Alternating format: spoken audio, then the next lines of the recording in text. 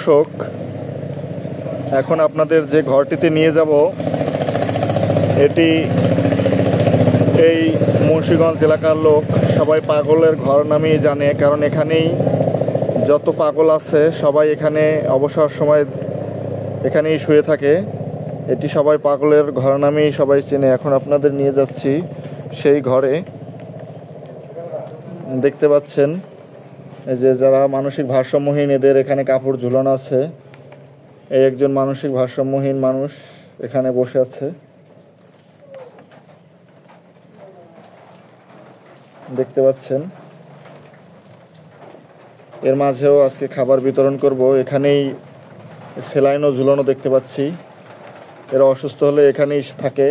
এই ঘরটি পরিত্যক্ত হয়, এখানেই সবাই মানসিক ভারসাম্যহীন লোকেরা থাকে, তাই এখানেই তাদের বসবাস। চাচা, খাবার খাইছেন? हाँ, एक खबर नेन। आपका नाम क्या है? आपका नाम क्या है? बाबू। बाबू। आपका बाड़ी इंडिया? हाँ। इंडिया है? हाँ। এই লোকটি কিন্তু বাংলা বলতে পারে না। এরা বর্ডার পার হয়ে বাংলাদেশে চলে এসেছে। এর বাড়ি ইন্ডিয়ায়, তাই বাংলা ভাষা বোঝে না। খাবার খাবার খিলা হে? পানি মাঝে অসুস্থ হয়ে গেছিল, একটু আসেন তো। এখানে ওই স্যালাইন লাগাই দেওয়া হয়েছিল। মাঝে অসুস্থ হয়ে গেছিল, আপনার জ্বর আসছিল, শ্বাসকষ্ট হচ্ছিল। আমরা আবার ডাক্তার ডেকে স্যালাইন দিছি, আমরা মশার কয়েল দিছি, আবার আপনার যে মশারি টেনে দিছি। এখন কি বর্তমানে মোটামুটি সুস্থ?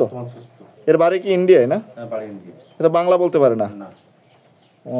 এই ঘরেই কি পাগল অনেক থাকে এখানে? না, ইনি একাই থাকে পাগল।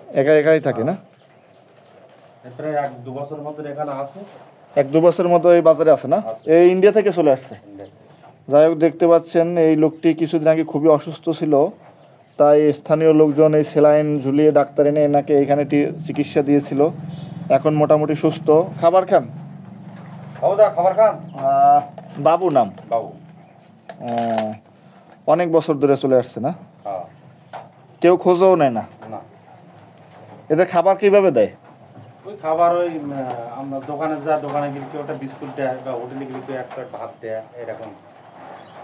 যাই হোক দর্শক, শুনতে পারলেন স্থানীয় একজনের কাছ থেকে। যাক, ভালো থাকবেন। আপনার সহযোগিতায় আপনাদের এই অসহায় মানুষের সাহায্যে এগিয়ে আসতে পেরেছি। ধন্যবাদ। ভালো থাকেন, সুস্থ থাকেন। ভালো থাকেন বাবুদা, ভালো থাকেন।